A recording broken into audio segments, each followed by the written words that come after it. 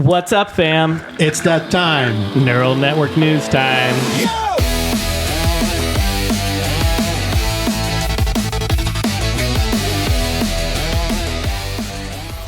Hey, episode 34. So we'll start off with an IPO season. The IPO gold rush in AI has begun. Anthropic, OpenAI, SpaceX, and XAI racing toward $1 trillion plus valuations.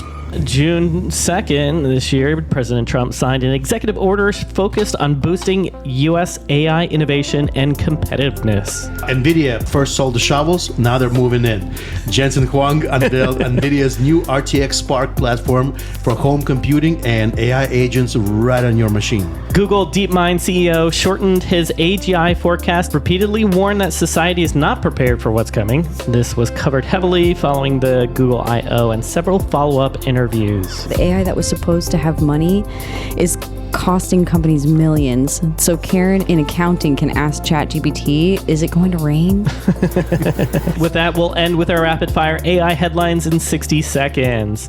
So this week on Neural Network News, we're joined by Mia, part psychologist, part power networker, and the only person we know optimizing Uber drivers with behavioral strategy and AI. So welcome. Woo, woo. Hey, what's going on, guys? Welcome, Mia. Love to be here. Thank you. Yeah. So with that, we'll jump into our headlines for this week, starting off with its IPO season. The AI industry is entering a completely new phase. For the last 2 years, the story was who could build the best models.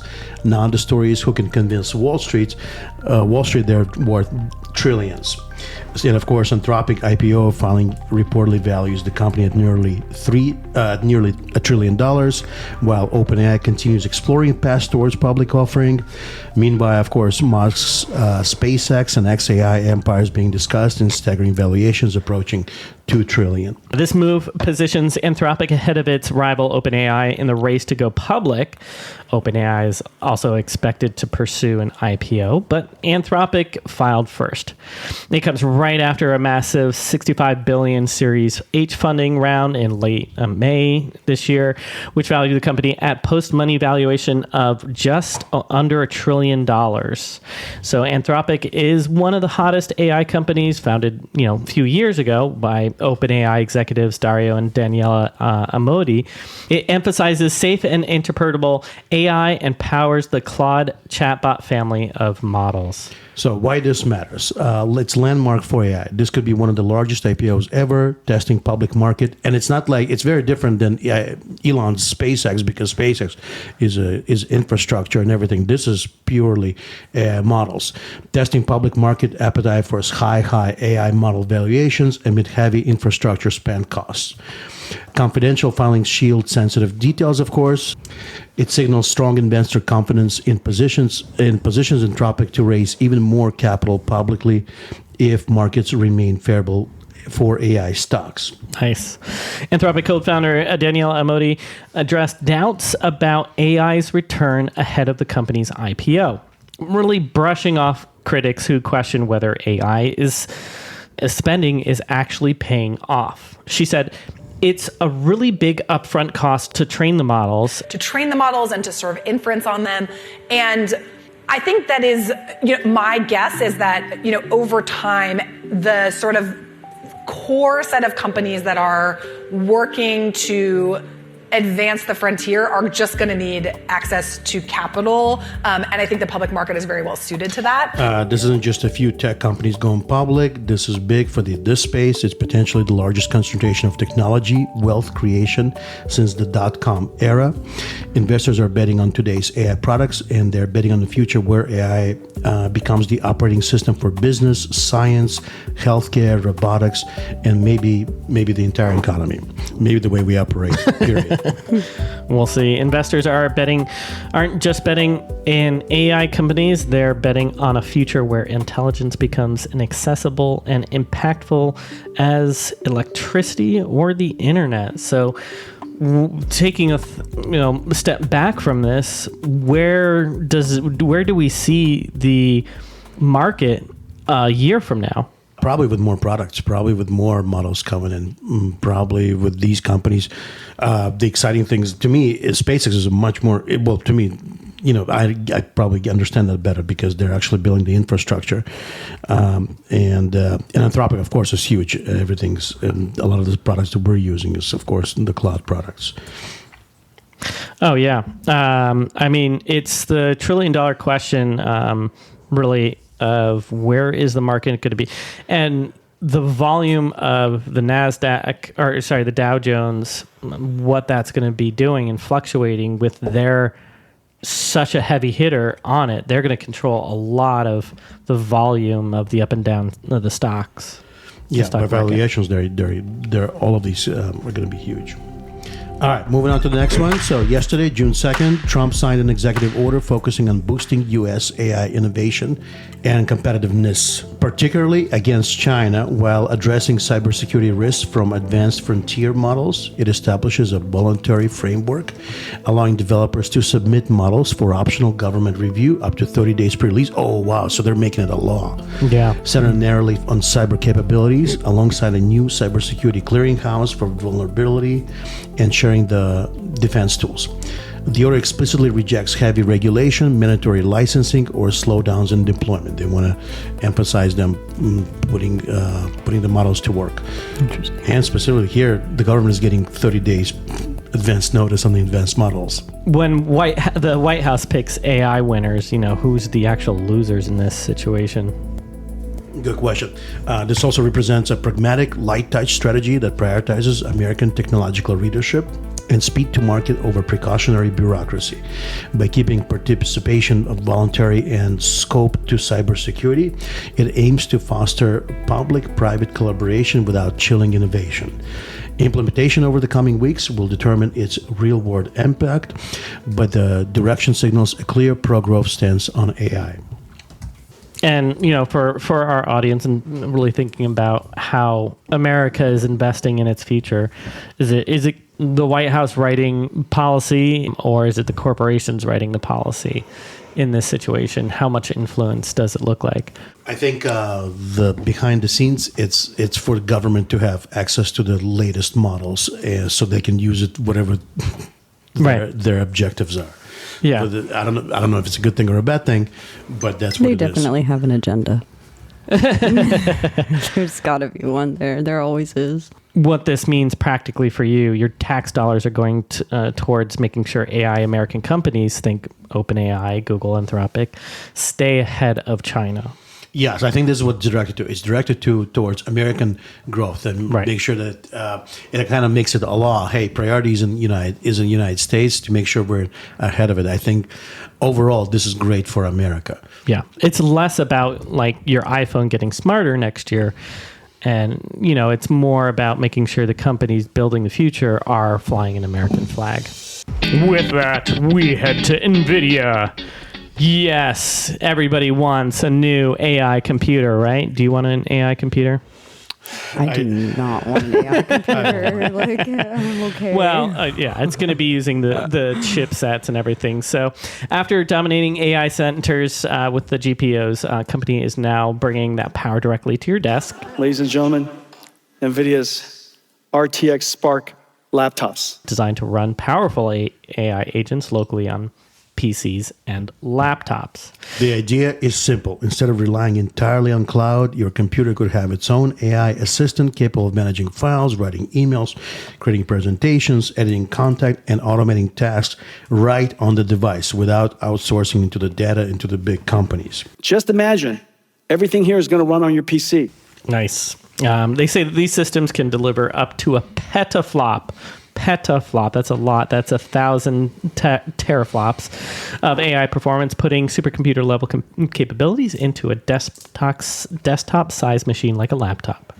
So this puts NVIDIA direct competition with Apple, Intel, AMD, Qualcomm as the company pushes beyond AI chips and into the future of personal computing.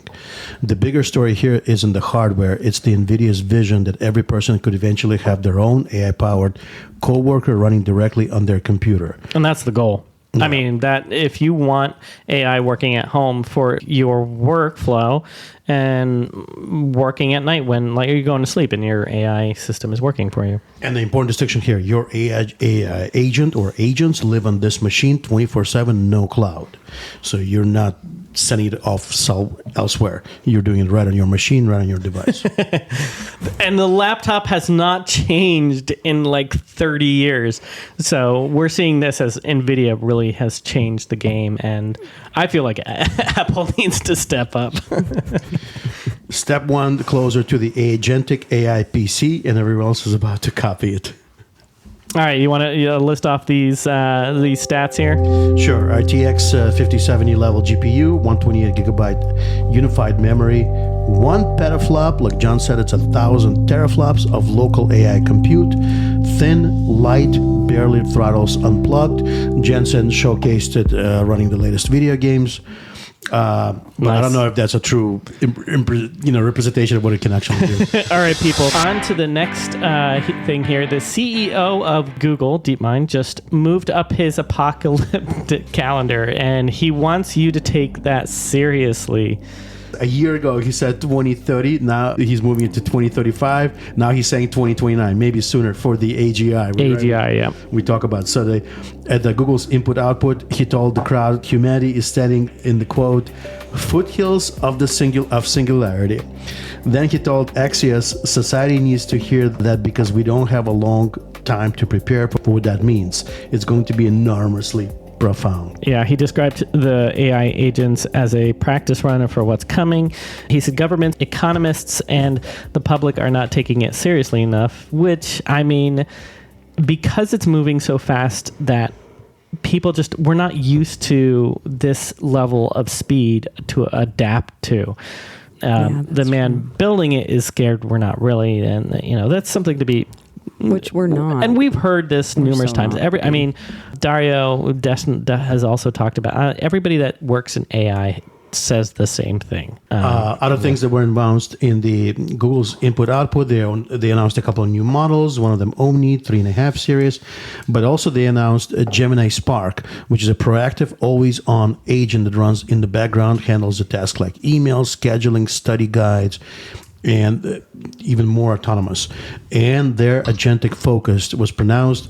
Heavy push into AI agents via Anti-Gravity 2.0 platform for developers, kind of like their Claude Code, Google version of that, describing it as a practice run for AGI. So a dude who fixes phones for a living built himself an actual Jarvis. Hey Jarvis, wake up. Daddy's home. How's the app doing? Good evening, sir. Pulling up our app stats now. That's nuts. Wow. That's incredible. Like, if you watch Iron Man, like, Jarvis is, like, we all want that. Yeah. Okay. All right. Well, I mean, there's positive, negative. I'm always going to... Do you want that in your life? Within reason. I want to know how to do all that stuff too. Like, yeah, it's cool that AI does it, but I also want to know how to do it. Because if I'm not smart enough to figure it out, what if AI does something that, like, you can't control? I can't control. Right. And then where are you left at? You have to like go through other channels and fix the problem. Yeah. Right. Like a normal person. Like a normal person. Our next segment here with Mia. And companies have been throwing money at AI like it's a Vegas slot machine. And right now, the house is winning. Uber set an AI budget for all 2016. By April, it was gone. Their COO couldn't point to a single consumer feature that came from it. Why? Because Uber built a lead board ranking engineers by how many tokens they burned, not what they shipped. Microsoft pulled Claude Code's licenses from 5,000 engineers after token bills hit up to $2,000 per person per month, a bill that cost top 10 million monthly. Jeez. And one unnamed company, not confirmed but reported, allegedly spent $500 million in a single month because nobody set a spending limit. Ooh, irresponsible. The platform is the same anywhere. Powerful tools, zero guardrails, and massive bills. Who wants that? Yeah. One CTO told Axios his employees were using enterprise AI to check the weather. If you're using AI for random stuff, it's not necessarily company work. It's cost the company money. Well, I think it stems from some of these companies, like Amazon was in the news for that. Microsoft was obviously in the news for that. They were setting up, like you said, leaderboards. Who spent the most on these AI tokens without building anything, without shipping, like you said. I find it wild that they didn't plan. Yeah, well, they're learning. I guess so. It's a learning experience for everybody, even the people at the cutting edge of it. You see, AI did something weird, and now they're out all these millions of money. No, these are actually people who are using a ton of money. This is not AI. They were using AI tokens, which creates huge bills, and without any actual productivity. They're just doing it because of the leaderboards. So now they're learning as we go, and they are setting limits on those. Why do you think some people immediately embrace AI? Why a lot of people resist it? Yeah, that's an interesting question, only because it's like there's a time gap somewhere between the early 2000s, late 90s, and going into the new 2000 era. The kids, they want everything so fast. They think that they can have everything so fast. So they'll embrace the AI for sure because they don't have to think. They don't have to use their brains. They don't have to strategize or deliberate or work together as a team. They just use an AI platform. While the others who are resisting it are people like myself who actually want to use my brain, who grew up in the 90s, who understand the efficiency that you have inside your mind when you're able to critically deliberate between thoughts and patterns and stuff like that. But without that ability, you just kind of like you duck in the water with everybody shooting at you. What psychological barriers keep people from using AI effectively? Oh, psychological barriers. Oh, this is fun. A lot of people might not like this, but it all comes down to where you get your information from in terms of raising yourself, re-raising yourself as a young parent in this society, because most of the rhetoric that we've been taught is brainwashing. And so if you're not, again, using your discernment and understanding of what proper etiquette is, what proper manners are, and all of these other things, the psychological barriers are going to be so obvious, because people who don't want to try or really put their hard work and their mind and their efficiency in it, they're going to choose AI. And the psychological part is the people who are older generation or growing into the older generation.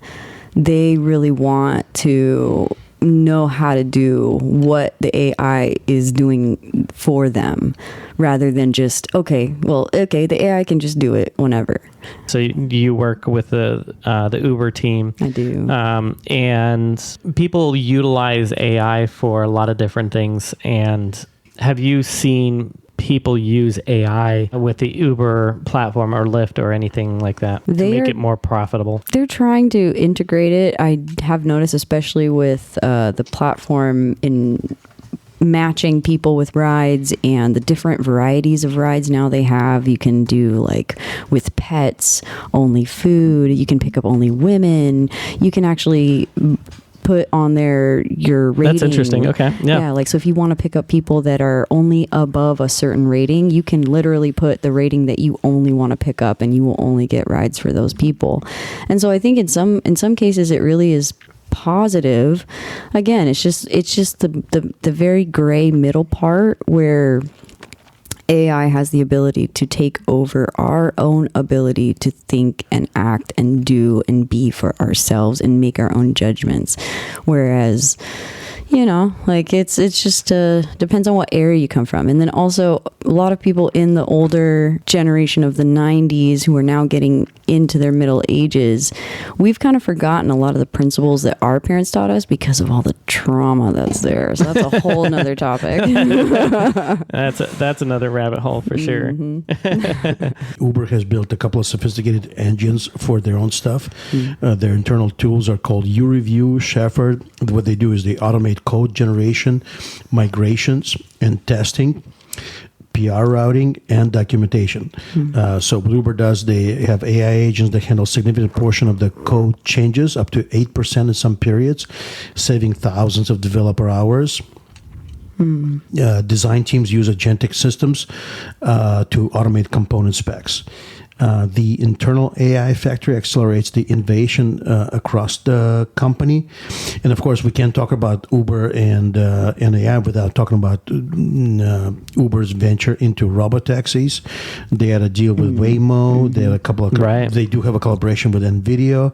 They have a collaboration with a couple of manufacturers like Lucid, Stellantis. Stellantis is they own like Volkswagen, a bunch of American brands. So they're working towards the level 4 robotaxis, kind of exactly what Tesla's doing.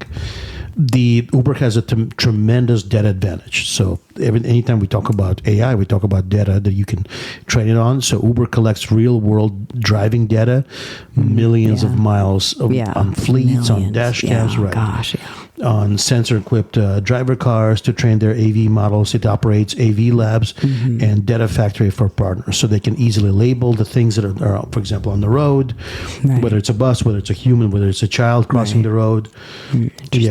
In terms of, so they're actually making a product now that is a data labeling annotation models that does exactly that labels the environment and what's happening on the street. So this is some of the new stuff that Uber's doing with AI nowadays. It's good and it's bad. It makes us unaware. It makes us more complacent. It makes us not, again, just have our own autonomy. But it makes a ton of money. It makes Uber, the company, and a lot of the company, a tremendously powerful company, because they have literally they had God mode before all the AI stuff, but now they have true God mode. My curious question is, where's all that money going if not back to the people? It's not going to the people. It's going to the company. Exactly. That's exactly what I'm talking about. That's the scary part. No, That's the scary part, is that it's actually hindering our society as a United States.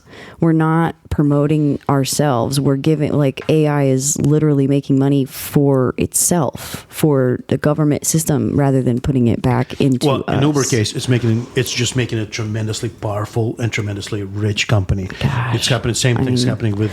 It's great, but make all of us rich with it. Let's go. And the data they're collecting is obviously on both, on the driver and the customer, and a whole ton of metadata that comes with it. You know? So they have a very clear picture of what's happening, and they had the clear picture way before the AI stuff.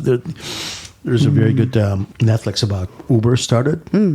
Travis Kalanick, that he was constantly driving it forward. He didn't care about the AI part of the Uber. That was before the AI, as a founder, as a tech company founder. I think that's great, because it's putting people back to work, and it's actually work that is meaningful. And it's also definition of capitalism and definition of what America is all about. And definition of the technological monster.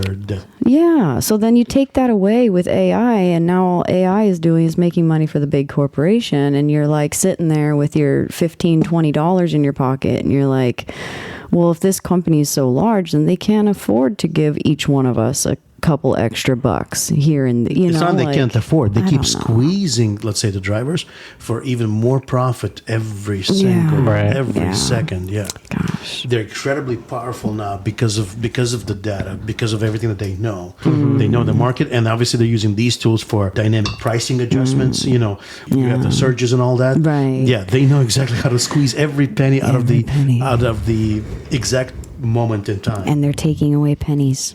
Which is a whole nother they're making billions with that. Penny pincher. With that, we're going to head into our AI headlines in 60 seconds. So SpaceX scored a major victory this week in Grimes County, Texas. It's the Project TerraFab. It's shaping to be one of the most ambitious manufacturing projects in the world. The facility could become the largest computer chip factory ever built, producing advanced chip for AI systems, for Starlink satellites, for Tesla vehicles, for future SpaceX.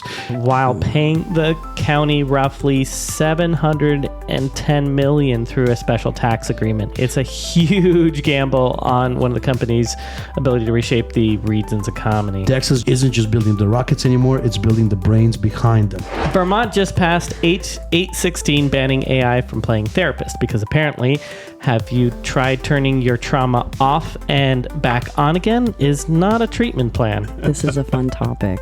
Yes. Grok Build just went live, and it could be one of the most biggest moves yet. Instead of just answering questions, Grok can now create apps, games, dashboards, software directly from prompts. Prada teamed up with gaming legend Kojima for a new campaign, which feels fitting considering we've all been living in Kojima's side quest since about 2020.